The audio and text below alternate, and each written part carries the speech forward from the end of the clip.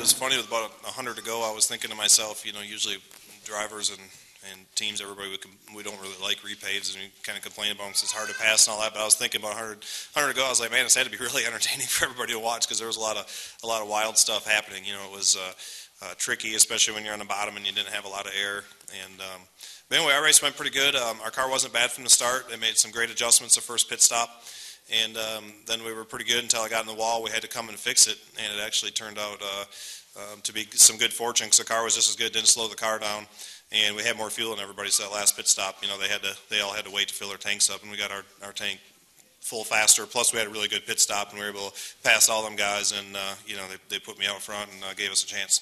Well, it's not something I've really put any thought into, but I will say you never know when or if your next win is, and I'm like I always am, especially as you get older, you really appreciate it more, and I'm really thankful and humbled to be sitting up here, honestly, and it's just a pleasure to drive that stuff. It's been a great time. We still got some races left we want to win, and I think it just says a lot about these guys sitting here and Robbie and everybody else, how hard they work and give you the best stuff and give you a chance to win every week.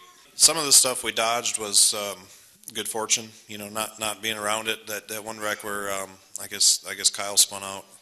We were pretty close to that one. I think it was Kyle the first time he spun. I think we were really close to that one and got through it. That one was close, and then of course when Eric was kind of running into Mark, and I knew he was going to spin.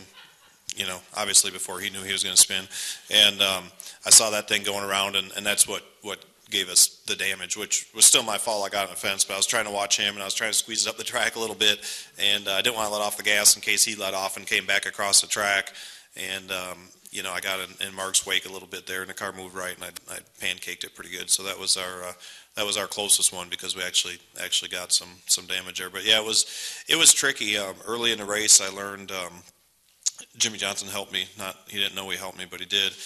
We ran him down real fast early in the race, and I got underneath him, and he held me really tight. And it was my car was so loose I could hardly control it, and honestly, I thought I was going to wipe him out 4 or 5 times.